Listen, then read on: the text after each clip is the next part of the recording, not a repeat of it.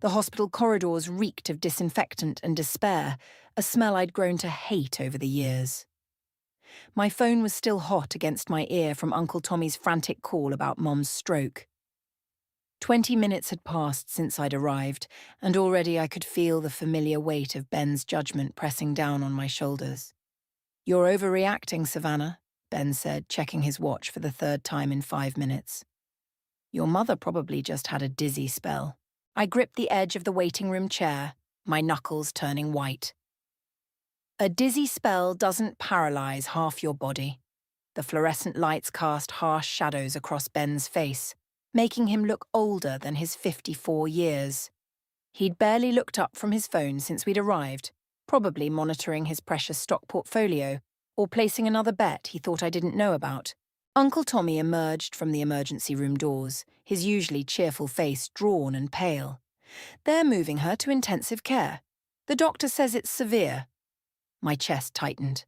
"Can I see her?" "Family only right now," Tommy said, shooting a pointed look at Ben. Ben waved his hand dismissively. "Well, that works out perfectly. I've got that dinner meeting with the Phillips account anyway." He stood, straightening his designer tie. "Don't wait up, honey. These things tend to run late." The casual cruelty of his words hit me like a physical blow. 22 years of marriage, and he couldn't spare one evening for my mother, the woman who'd helped us financially when his sure-thing investments had nearly bankrupted us. "Your mother-in-law is in critical condition," Tommy said, his voice sharp with disbelief. "And there's nothing I can do about that, is there?" Ben's smile didn't reach his eyes. Besides, Margaret never approved of me anyway. I watched him walk away, his expensive shoes clicking against the linoleum floor. Something inside me, something that had been bending for years, finally snapped. "He's right about one thing," Tommy said quietly. Mum never did trust him. The ICU was eerily quiet except for the steady beep of monitors. Mum lay still, tubes snaking from her arms, her face slack on one side. I touched her hand and memories flooded back, her teaching me to bake, helping with Ella's college applications, warning me about Ben's shifty eyes at our wedding. My phone buzzed. A text from Ella. "How's Grandma? Lucas and I can come by after work." I typed back quickly, telling her to stay at work. No need for her to see her grandmother like this, not yet. Not until we knew more. Another message popped up, this one from Ben. "Phillips meeting cancelled. Catching drinks with Mike instead. Don't forget to transfer money for the credit card bill." The familiar surge of resentment rose in my throat. I knew exactly where that money would go. The same place our savings had disappeared to over the years. The same reason we'd had to remortgage the house twice. "You okay?" Tommy asked, placing a gentle hand on my shoulder. "I'm fine." The lie came automatically, but something in Tommy's expression told me he saw right through it. "You know," he said carefully, "Mom made some arrangements. Things she wanted to tell you about. Important things." I looked up sharply. "What kind of things?" "Legal things. Financial things." He glanced at Mom's unconscious form. "She knew something like this might happen. She wanted to make sure you were protected." Protected. The word echoed in my mind, carrying weight I didn't yet understand. I studied my mother's face, remembering all the times she'd tried to warn me about Ben, all the concerned looks and careful questions. "When she wakes up," I started. "If she wakes up," Tommy corrected gently. "We need to be prepared for both possibilities." I squeezed Mum's hand, feeling the pulse of monitors marking time like a countdown. To what, I wasn't sure yet.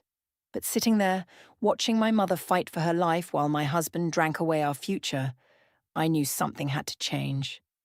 And for the first time in 22 years, I was ready to make that change happen.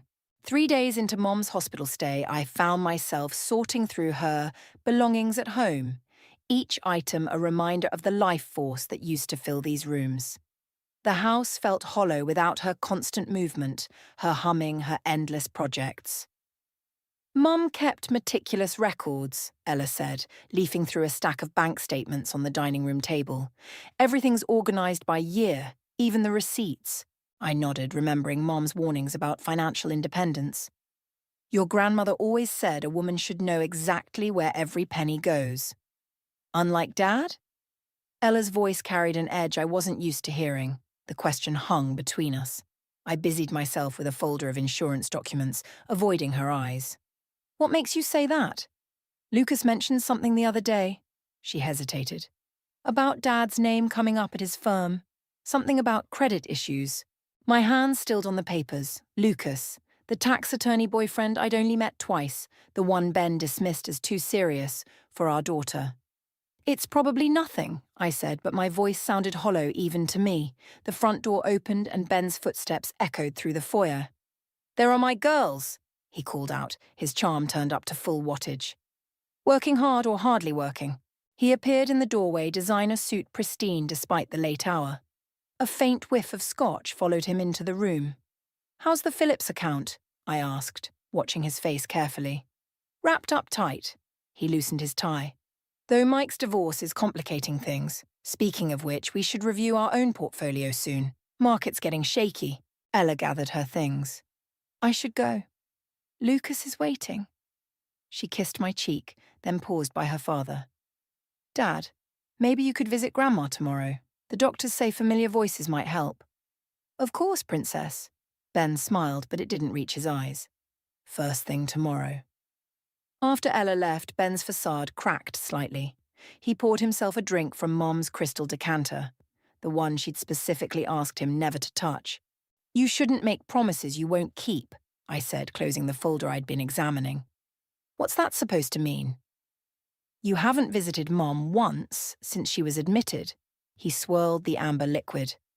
I've been busy securing our future. Someone has to think about that. Our future. I couldn't keep the bitterness from my voice. Like the future you secured with my inheritance from Dad. His hand tightened on the glass. That was a legitimate investment opportunity. That was gambling, Ben. Just like the remortgage. Just like the credit cards. Careful, Savannah. His voice dropped dangerously low. You're starting to sound like your mother. Good. I stood, gathering the papers. Maybe I should have listened to her years ago.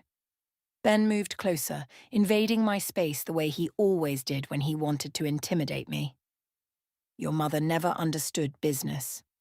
Neither do you. I understand enough. I met his gaze steadily. Lucas Bennett's firm handles financial fraud cases. Did you know that? The colour drained from his face. For a moment I saw past his carefully constructed facade to the desperate man beneath.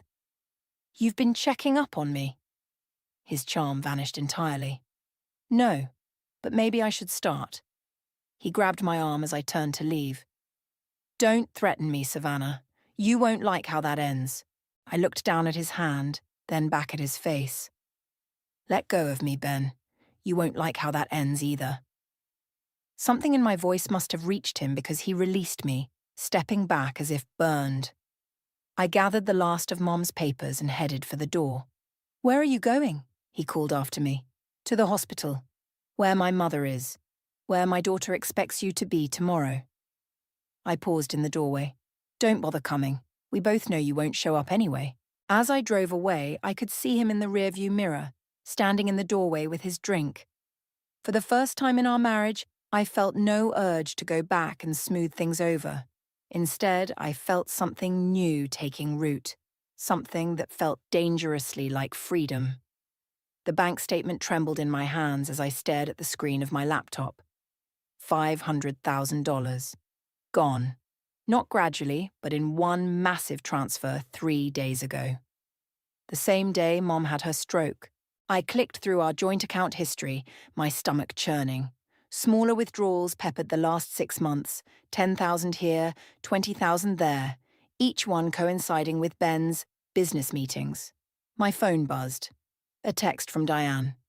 Coffee? Tommy's at the hospital with your mum.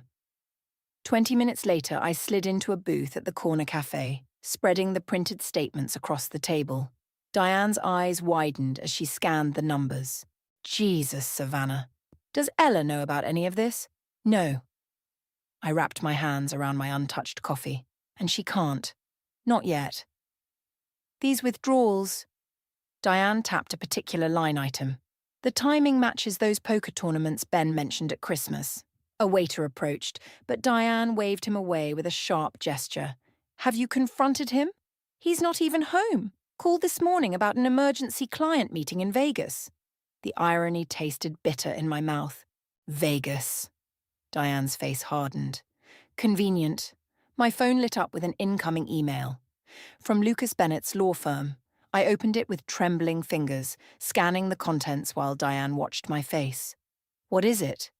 Bank notices, foreclosure warnings, credit card companies threatening legal action. I looked up. All addressed to Ben at his office. Lucas must have... Ella's boyfriend Lucas, the tax attorney. I nodded, feeling the pieces click into place. Ben's been intercepting the mail at home, but he missed these. The cafe door chimed. I glanced up to see Ella walking in, her face pale. She spotted us and froze. Mom? Her voice wavered. Why is Dad's name on a case file at Lucas's firm? My heart stopped. Behind her, Lucas stood in the doorway, his expression grim. Ella, honey. Don't. She slid into the booth beside me, eyes fixed on the bank statements. Lucas told me everything. The gambling debts, the liens against our house, the investigation. Investigation? The word felt like glass in my throat. Lucas approached slowly, professional mask firmly in place. The firm's been tracking a pattern of suspicious financial activities. Your husband's name came up repeatedly. He's being investigated for fraud? The room seemed to tilt. Among other things, Lucas glanced at Ella. I'm not supposed to discuss ongoing cases, but given the circumstances... My phone buzzed again. Ben's face flashed on the screen. I let it go to voicemail. He's calling you too? Ella pulled out her phone, showing 17 missed calls. The voicemail notification popped up. I put it on speaker. Savannah, whatever you think you know, you're wrong. I can explain everything. Just don't do anything stupid. Don't talk to anyone, especially not that punk lawyer of Ella's. I'm handling it. I just need time to... I ended the playback, my decision crystallizing. Lucas, if I wanted to press charges... Mom, no! Ella grabbed my hand. Not against your father, I clarified. Against the casino that's been enabling him, the one that knew he was gambling with stolen money. Lucas straightened, interest sparking in his eyes. That would give us leverage. Force them to reveal his activities, his debts. His victims, Diane added quietly. Another text lit up my phone. From Ben. Don't make me do something we'll both regret. I showed it to Lucas, watching his expression darken. That could be construed as a threat, he said carefully. Combined with the financial evidence, I don't want him in jail, I said, surprising myself with the truth of it. I want him to feel what it's like to lose everything, to watch it slip away while someone else holds all the power. Ella's hand tightened on mine. Dad did this to himself. Yes, I agreed, gathering the bank statements. But I'm going to make sure he faces every consequence. As we left the cafe, I felt lighter somehow. The fear was gone, replaced by something colder, more focused. Ben had taught me well over the years, about patience, about timing, about waiting for the perfect moment to strike. Now it was time to put those lessons to use. I stood in our bedroom, methodically packing a suitcase, while Ben's increasingly frantic voicemails played through the speaker. 3 days since the cafe revelation, and he still hadn't come home from Vegas. Savannah, for God's sake, answer your phone. The bank's freezing our accounts. What did you do? Delete. Baby, we can work this out. Remember Miami? Remember how good we were? Delete. If you talk to that lawyer again, I swear. The bedroom door creaked. I spun around to find Tommy in the doorway, his face ashen. Mum's awake, he said. But there's something else. The doctors found something in her blood work. The suitcase slipped from my hands. What? Traces of something. They're saying... He swallowed hard. They're saying it wasn't just a stroke. The room tilted sideways. I grabbed the bedpost for support. What are you telling me? The police are involved now. They're looking at everyone who had access to her medication. Ben's last voicemail echoed in my head. If you talk to that lawyer again, I swear. When did her symptoms start? I whispered. Around the time Ben asked her for that loan. the one she refused. My phone buzzed. Lucas's name flashed on the screen. I answered on speaker. Savannah, we found something in the casino records. Ben's been there every weekend for months, but he wasn't just gambling. He was meeting someone. A pharmaceutical rep. The pieces clicked together with sickening clarity. The mysterious business meetings, Mum's declining health, the timing of her stroke, and the massive bank transfer. I need to get out of here, I said, grabbing the suitcase again. Now. Already arranged, Tommy said. Diane's waiting at our place, but Savannah, Ella's there too. She needs to know everything. My hands shook as I zipped the suitcase. She'll hate me for not seeing it sooner. She'll understand why you had to be sure. Tommy picked up my laptop bag. The police will want to talk to you. Let them. I pulled out my phone, forwarding Ben's threatening voicemails to Lucas. I want everything on record. As we headed downstairs, a car pulled into the driveway. Through the front window, I saw Ben stumbling out, his designer suit wrinkled, his face twisted with desperation. Inside, Tommy ordered, pushing me toward the kitchen's back door. I'll handle him. But I was done running. No. I stepped onto the front porch, Tommy close behind me. Ben's eyes were wild, bloodshot. What did you do to our accounts? Nothing you haven't already done yourself. He moved closer, that familiar mix of charm and menace radiating off him. We can fix this, baby. Just call off the lawyers. Tell them it was a misunderstanding. Like Mom's stroke was a misunderstanding, he froze. For a moment, genuine fear flashed across his face. The doctors found something interesting in her blood work, I continued, my voice steady despite my racing heart. Want to tell me about your pharmaceutical friend from the casino? You don't know what you're talking about. But his hand trembled as he reached for me. Tommy stepped between us. That's close enough. Police sirens wailed in the distance, growing louder. You called the cops? Ben's facade cracked completely. After everything I've done for you, for this family? Family? I laughed, the sound harsh even to my ears. You tried to kill my mother for money. I never. He lunged forward, but Tommy caught him, wrestling him back as two police cars screeched into the driveway. I watched them handcuff him, reciting his rights as he shouted about misunderstandings and frame-ups. In his eyes, I saw the desperate calculation I'd missed for so many years, the constant scheming I'd mistaken for ambition. Mrs. Carter, an officer approached. We'll need your statement. I nodded, clutching my phone with its damning evidence. I have a lot to tell you. As they led Ben away, I realized my hands had stopped shaking. The fear was gone, replaced by something harder, colder. This wasn't just about revenge anymore. This was justice. And I was just getting started. The police interview room felt smaller with each passing hour. Detective Morris slid another photo across the table, Ben with a woman I didn't recognize exchanging something in the casino parking lot. We found prescription bottles in your mother's house, Morris said. The labels were correct, but the contents weren't. Someone had been systematically replacing her medication. My fingers traced the photo's edge. The pharmaceutical rep. Sarah Winters. She worked for Ben's company 15 years ago, Morris paused, before she lost her license for selling controlled substances. A knock interrupted us. Lucas entered, looking grave. They've set bail. How? I straightened. He couldn't access our accounts. Someone posted it for him. A casino owner named Michael Phillips. The name hit like a slap. Mike, Ben's drinking buddy. The Phillips account he'd been working on for months. There's more, Lucas said quietly. They're claiming your mother gave Ben permission to manage her finances. They have documents with her signature.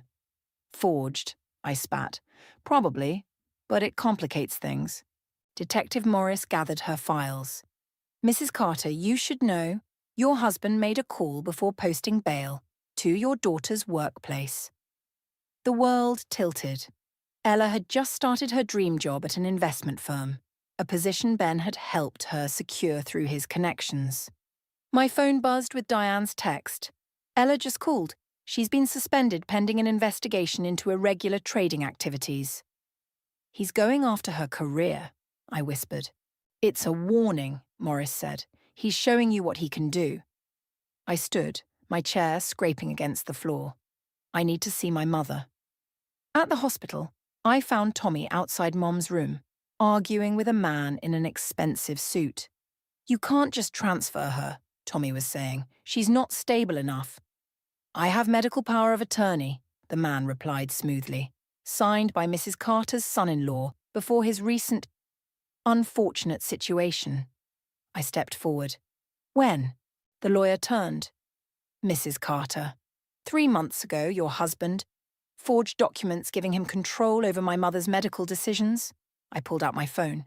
Like these banking documents Detective Morris is investigating. He faltered slightly. These are legitimate. Get out. My voice was ice.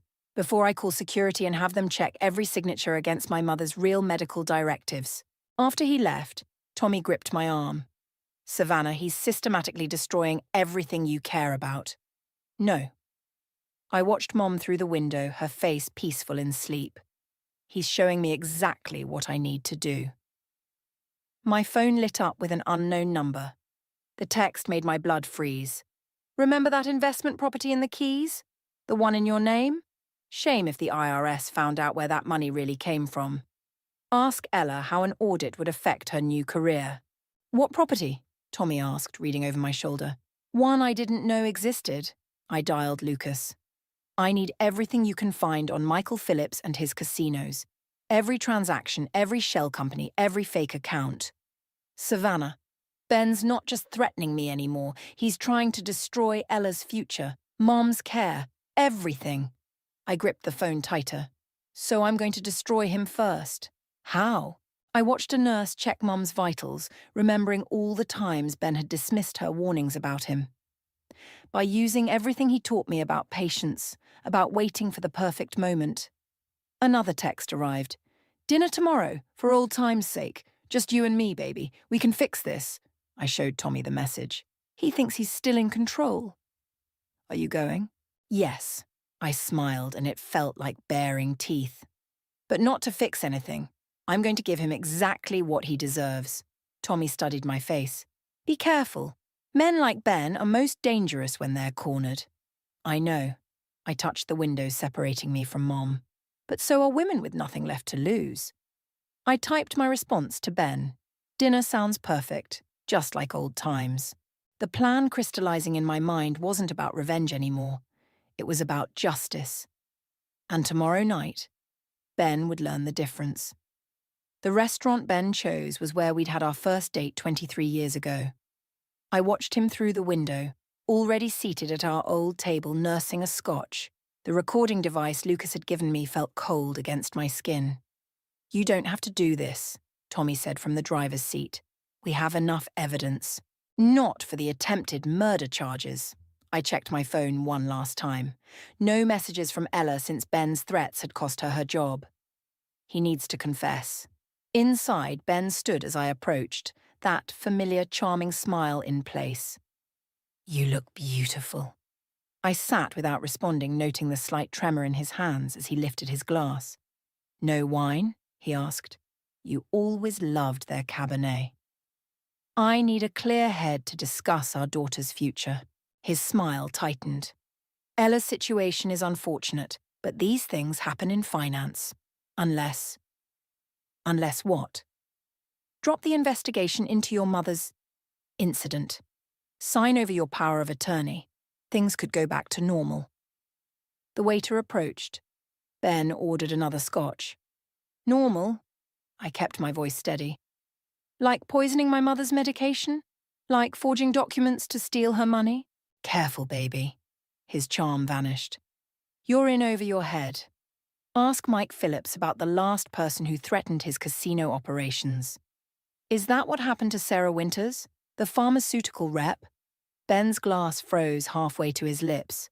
What do you know about Sarah? I know she disappeared 3 months ago, right after Mom started getting sick. Coincidences happen, but his eyes darted to the exit.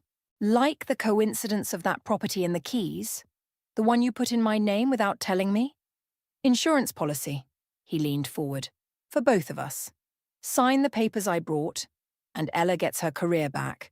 Refuse, He shrugged. Well, fraud investigations can destroy whole families. My phone buzzed. A text from Lucas. Urgent. Phillips found the wire. Get out now.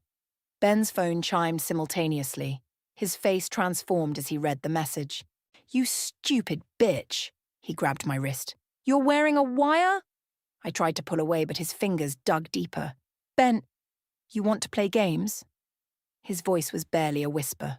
Fine. But remember, I know where your mother's hospital room is. I know which nurses take breaks when. Accidents happen all the time in hospitals. Let go of me. Or what? You'll run to your lawyer boyfriend? To the police? He laughed softly. I own half the department through Phillips. Why do you think I made bail so easily? The restaurant door chimed. Mike Phillips walked in, flanked by two men who definitely weren't waiters. Outside, Ben ordered, yanking me up. Now. In the parking lot, he shoved me against his car. The recording, where is it? It's already been transmitted, I lied. Phillips approached, his expression cold. Search her. Hands grabbed me. I fought, but they were too strong. The recording device clattered to the pavement. Well, well, Phillips said, crushing it under his heel. Seems your wife's been busy, Ben. She knows about Sarah, Ben said. About the medications. Phillips nodded to his men. Take her for a ride. Make sure she understands the consequences of asking too many questions. Wait, Ben said. Not here. Too public. The warehouse, then? Phillips checked his watch. Handle it quickly. We have other problems to solve tonight. As they forced me toward a waiting SUV, I saw Tommy running across the parking lot, phone to his ear. But he was too far away. Ben leaned close, his breath hot against my ear. I tried to warn you, baby. Some games are too dangerous to play.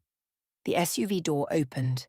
Inside, I glimpsed Sarah Winter's pale face, her eyes wide with terror. She was alive. And now I knew why. Get in, Phillips ordered. In that moment, I realized I'd miscalculated badly. This wasn't just about Ben's gambling or my mother's money. This was something much bigger, much darker, and I'd just walked right into their trap. The warehouse air reeked of motor oil and fear.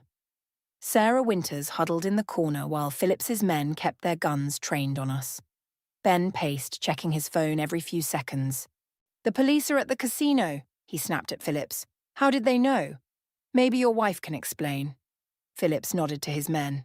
Make her talk. Wait, I straightened, ignoring the gun pressed against my back.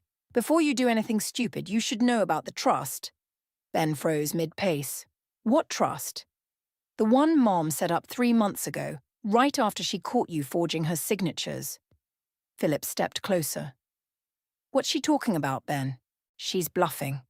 But Ben's voice wavered. $5 million, I continued. All perfectly legal. All transferred to an offshore account you can't touch. Unless... Unless what? Phillips demanded. Unless I die. Then it all goes to a law firm with explicit instructions to investigate both of you. Every transaction, every forged document, every altered prescription. Sarah stirred in her corner. They switched my anxiety medication with something else, made me look unstable when I threatened to expose them. Shut up! Ben lunged toward her, but Phillips caught his arm. Is this true? Phillips's calm facade cracked. You used my casinos to launder money without telling me? Mike, I can explain. You brought the cops to my door over a domestic dispute? It's not just domestic. I met Phillips's cold stare. The FBI is investigating Sarah's disappearance. They've been watching your casino for months. Right now, they're executing search warrants at every property connected to both of you. Ben's phone buzzed. His face went ash white as he read the message. They found the prescriptions, he whispered. In my office, safe. Phillips moved with startling speed, slamming Ben against the wall. You kept evidence? Insurance, Ben gasped. In case you tried to cut me out. Like you cut me out of Mum's inheritance? I took a step forward despite the guns. Like you tried to cut Ella out of her future. I did it for us. Ben's composure shattered completely. Everything I did was to secure our future. By poisoning my mother, by destroying our daughter's career, You don't understand what Phillips would have done." A siren wailed in the distance. Phillips's men shifted nervously. "Boss?" one called. "We need to move." Phillips released Ben, straightening his jacket. "Clean this up. No witnesses." Too late. I nodded toward the warehouse windows where red and blue lights now flashed. Tommy followed us. And that trust I mentioned? It's real. But it doesn't activate when I die. Ben's eyes widened. "When does it activate?" "The moment Mom woke up yesterday. The moment she told Detective Morris everything she saw you doing with her medication. The warehouse doors burst open. FBI agents swarmed in, weapons raised. Through the chaos, I watched Ben's face as he realized everything he'd built was crumbling. "You planned this," he whispered. "All of it. The wire, the dinner. Sarah." I learned from the best. I stepped back as agents surrounded him. "You taught me about patience, remember? About waiting for the perfect moment?" Phillips and his men surrendered quietly, but Ben fought as they cuffed him. "You can't prove anything. It's her word against mine." "Actually," Sarah called from where medics were checking her, "it's my word too. And I kept records of everything." I watched them lead Ben away, his threats fading into the night. Detective Morris approached with the evidence bag containing familiar papers. "The forged power of attorney documents," she said, "found exactly where you said they'd be, in the Keys property's safe. The property he put in my name without telling me." I smiled tiredly. His insurance policy became mine. Through the warehouse doors, I saw Ella running toward me, Lucas and Tommy close behind. In that moment, watching my husband being driven away in a police car, I realized revenge wasn't what I'd really wanted. I'd wanted justice, and finally, after all these years, that's exactly what I'd gotten. Mum's hospital room felt different in the morning light. She sat propped up against pillows, her speech still slurred but improving daily. The newspaper in her lap carried Ben's conviction on the front page. 20 years, she said, tapping the headline. Should have been longer. I adjusted her blankets, remembering the courtroom, Ben's face as Sarah Winters testified about the tampered medications. Phillips got 30. And the money? Being returned to their victims. I smiled. "Including your trust fund." She patted my hand. "I always knew you were smarter than him, even when you couldn't see it yourself." A knock at the door interrupted us. Ella entered carrying a stack of files, Lucas close behind. "The investment firm called," she said, settling into a chair. "They're reinstating me with back pay and an apology." "They should be apologizing," Lucas added. "Their compliance department missed Phillips's connections entirely." Mom's eyes narrowed. "You two seem awfully comfortable working together." Ella and Lucas exchanged glances. "Actually," Ella began, "we've been dating since before all this started. Lucas was already investigating Dad's accounts when I came to you about Mom's stroke," I finished, pieces clicking into place. "That's why you had access to those records so quickly." Lucas straightened his tie nervously. "I couldn't say anything without compromising the investigation, but watching Ben threaten Ella's career..." He shook his head. "That's when I knew we had to move faster." "You could have told me," I said to Ella. "Would you have believed me?" She met my eyes. "Before all this?" The question hung between us, heavy with years of protective silence and careful omissions. "No," I admitted. "I needed to see it for myself." Tommy appeared in the doorway. "Detective Morris is here. They found something in Ben's office you should see." In the hospital corridor, Morris handed me a worn leather journal. "Ben's records, goes back 20 years. I opened it, recognizing Ben's handwriting. Each page detailed a manipulation, a calculated move to control our lives. The day he convinced me to quit my job. The investments that drained my inheritance. The careful grooming of Ella's dependence on him." "He was playing a long game," Morris said quietly. "The gambling, the fraud. It was all secondary to maintaining control." "But he lost it," I said, closing the journal. "The moment Mom saw through him." "Speaking of control," Morris pulled out an envelope. "The Keys property. Since it was in your name, and you helped expose the money laundering, I don't want it. Actually, Ella interrupted, I have an idea about that. We returned to Mom's room where Ella spread out her files. The property's worth could establish a foundation for victims of financial abuse, people like Sarah Winters. Using Ben's insurance policy against him one last time, Lucas mused. No, I looked at my daughter, seeing not just Ben's ambition, but my mother's wisdom in her eyes. Using it to help others protect themselves, the way we finally learned to. Mom reached for the papers with her good hand. I'll help. Lord knows I've got time for a new project. We all will, Tommy added from the doorway where Diane had joined him. Looking around the room at my mother growing stronger each day, my daughter forging her own path, our family rebuilt stronger than before, I realized something. The revenge I'd originally sought would have left me empty. But this felt like redemption. There's one more thing, Lucas said, pulling out a final document. Ben's last appeal was denied this morning. He asked to see you. No. The answer came easily now. He has no more power over any of us. Through the window, I watched the sun rise over the city. Somewhere in a prison cell, Ben was waking up to another day of consequences. But here, in this room full of love and hard-won wisdom, we were finally, truly free. And that was better than revenge could ever be.